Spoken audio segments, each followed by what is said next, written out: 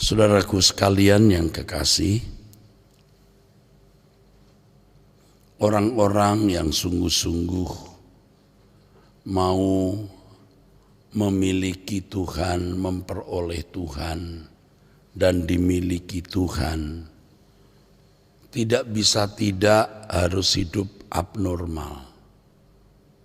Harus hidup tidak wajar, saudaraku. Mau tidak mau.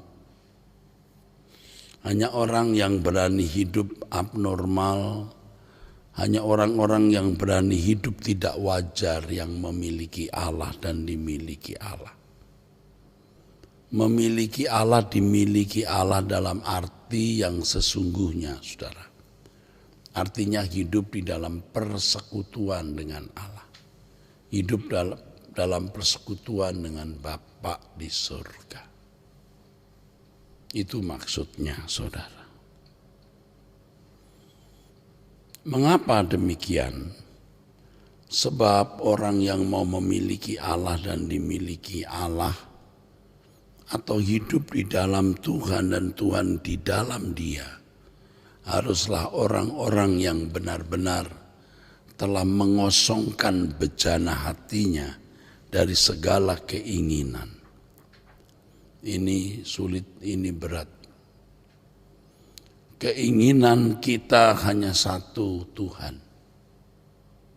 Keinginan kita hanya satu, Tuhan. Sekalipun daging kita, hati kita habis lenyap, artinya sekalipun tidak ada sesuatu yang bisa dinikmati dalam hidup ini, tidak menjadi masalah sama sekali. Yang penting kita bisa menikmati Tuhan. Dan memang hanya orang yang berani berprinsip bahwa hanya Tuhan yang bisa menjadi kebahagiaan dan kesukaan hatinya, yang benar-benar dapat memiliki Allah dan dimiliki oleh Allah. Dalam salah satu pernyataan saya dan beberapa kali saya kemukakan dan saya percaya itu dari Tuhan, bahwa kita tidak bisa menjadikan Allah sebagai harta kita kalau kita masih memiliki harta yang lain, merasa berhak memiliki sesuatu selain Allah. Kita harus berani berprinsip bahwa tidak ada yang kita miliki dalam hidup ini kecuali Tuhan. Apapun yang ada pada kita itu milik Tuhan dan itu bukan kebahagiaan kita sama sekali. Kebahagiaan kita hanya Tuhan. Memang masalahnya Tuhan itu tidak kelihatan, sedangkan barang-barang dunia fana ini kelihatan, dapat disentuh, dilihat, dinikmati secara fisik. Ya, sedangkan Allah tidak kelihatan dan itu menjadi masalah. Tidak mudah mempercayai Allah yang tidak kelihatan, bahkan yang kadang-kadang seakan-akan Allah tidak ada. Tetapi kita harus berani berprinsip bahwa yang kita butuhkan itu hanya Tuhan. Khotbah saya semalam, saudaraku, atau kemarin mengenai dinamika hidup bergaul dengan Allah, ternyata terus menggores di hati saya sejak kemarin setelah khotbah sampai tadi pagi waktu saya bangun, bahkan semalam ketika saya berjaga dari tempat tidur. Saya sempat berdoa, Tuhan, aku mau bergaul dengan Engkau. Aku hanya mau berjalan bersama dengan Engkau. Tolong aku bagaimana hal ini terwujud di dalam hidupku. Aku bukan hanya bisa bicara, tetapi aku mau melakukannya. Dan ini, saudaraku sekalian, yang menjadi kerinduan kita. Mestinya ini yang menjadi kerinduan kita. Bagaimana kita bisa bergaul dengan Allah, berjalan dengan Tuhan. Itulah berarti kita memiliki Allah dan dimiliki Allah. Tuhan bergaul dengan orang-orang yang hidupnya benar-benar diarahkan kepadanya. Hatinya terikat kepadanya. Di sini kita menemukan kebenaran atau memahami kebenaran Tuhan, kebenaran dari pernyataan Tuhan Yesus. Ya, di sini kita baru mengerti mengapa Tuhan Yesus mengatakan orang kaya itu sukar masuk surga. Bukan tidak bisa sukar, saudaraku. Karena kekayaan itu bisa membelenggu hati. Tapi tentunya bukan berarti orang miskin jadi mudah. Orang miskin yang ingin kaya terikat dengan kekayaan dunia ini pun susah masuk surga, sukar masuk surga. Saudaraku sekalian, jangan ada ikatan apapun di dalam hati kita.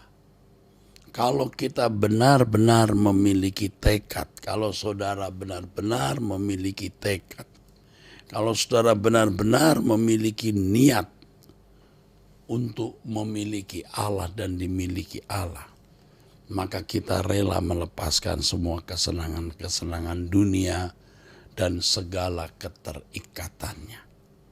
Dan tentu kehidupan seperti ini, kehidupan orang yang tidak wajar di mata manusia.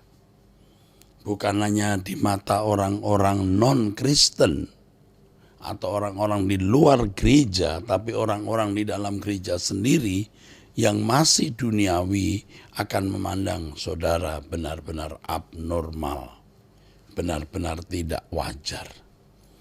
Tetapi inilah kehidupan yang berkualitas tinggi. Pergaulan dengan Allah, berjalan dengan Allah sejak di bumi ini akan kita bawa terus sampai kekekalan. Dan itulah harta abadi kita, yaitu Tuhan sendiri. Saudara, coba kita ingat, Tuhan ingin memiliki kita bukan karena apa-apa, saudara. Bukan karena kita pintar, cakap, atau apapun. Tapi karena kita memiliki hati yang mengasihi Dia. Hati yang mencintai Dia. Hati yang menghormati Dia. Hati yang takut akan Dia. Hati yang bersedia melakukan apapun yang Allah kehendaki. Sehingga kehidupan kita benar-benar melayani perasaan Allah, yaitu menyenangkan dan membahagiakan hatinya. Dan Allah dibahagiakan oleh orang-orang seperti ini. Ini harus menjadi pilihan kita. Kita memilih menjadi orang-orang yang benar-benar menyukakan hati Allah. Kita benar-benar memilih menjadi manusia yang menjadi kesukaan penghiburan bagi Allah. Kita akan sangat menyesal kalau kita tidak mengusahakan ini dengan sungguh-sungguh. Ketika kita ada di kekekalan, oh saudara, kalau kita tidak melakukan apa yang sekarang ini kita dengar, kita akan sangat menyesal. Nah, sebelum waktu ini habis, sebelum kesempatan ini berlalu, mari kita sungguh-sungguh. Ya. Berjuang untuk memiliki Allah dan dimiliki Allah. Mari kita membuang, saudaraku, semua hal yang mengikat hati kita, apalagi dosa. Apalagi sesuatu yang bertentangan dengan standar kesucian Allah. Harus kita buang.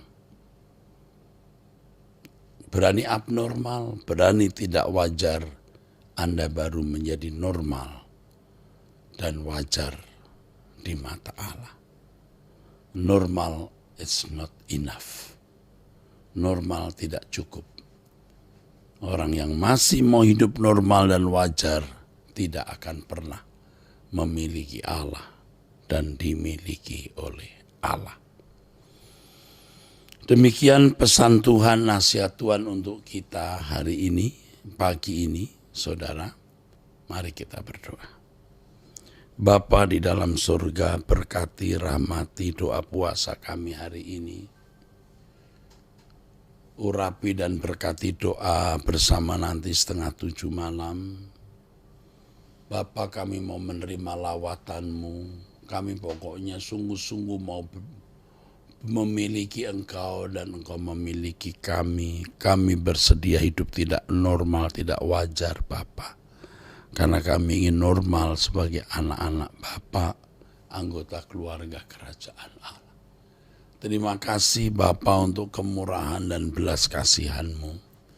Dalam nama Tuhan Yesus Kristus kami berdoa, kami bersyukur.